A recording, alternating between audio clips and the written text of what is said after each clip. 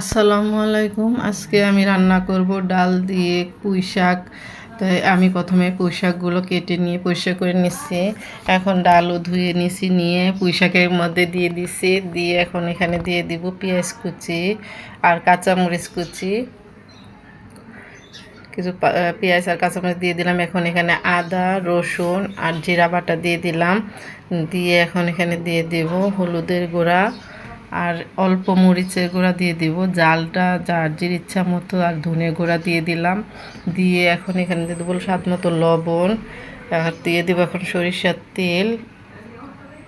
আর এখন হাত দিয়ে মাখিয়ে নিব ভালোভাবে। মাখিয়ে নেওয়ার পরে আমি এখানে পরিমাণ মতো পানি দিয়ে দিব, যাতে যত সিদ্ধ করার জন্য পানি দিয়ে দিলাম। এখন এখানে আমি একটু নাড়াচাড়া দিয়ে দিব।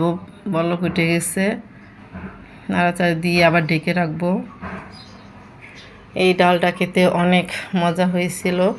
এখন আমি এই ডালটা তো হয়ে গেছে, আমি এখন নামিয়ে নেব। এর মধ্যে আমি এখন বাগার দিয়ে দিব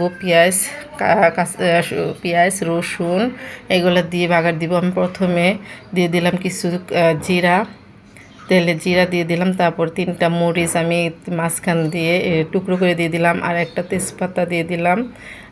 দিয়ে এখন দিয়ে দেবো রসুন আর পেঁয়াজ দিয়ে আমি এখন এটা ভালোভাবে ভেজে নেব লাল লাল করে।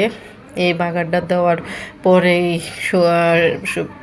ডালটা অনেক স্বাদ বেড়ে গেছে। এই বাগার দিয়েই আমি ডালটা রান্না করছি, পুঁই শাক দিয়ে। অনেক মজা হয়েছে। আপনারা ওইভাবে রান্না করে বাসায় খাবেন, দেখবেন অনেক মজা লাগবে। এই তো পেঁয়াজটা যখন লাল লাল হয়ে যাবে তখন আমি দিয়ে দেব ডালের মধ্যে। পেঁয়াজটা আমার লাল লাল হয়ে গেছে, এখন আমি ডালে দিয়ে দিচ্ছি। এখন একটু নাড়াচাড়া দিয়ে ঢেকে রাখবো।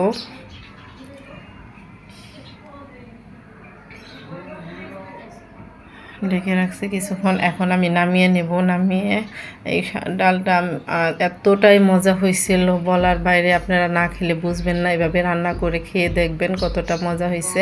এই তো আমার ডালটা হয়ে গেছে। কেমন হইলো আমার পুঁই শাক দিয়ে মুসুরের ডাল রান্না অবশ্যই কমেন্টে জানাবেন। একটা লাইক আর শেয়ার দিয়ে আমার পাশে থাকবেন। আজকে এই পর্যন্ত, আল্লাহ হাফেজ।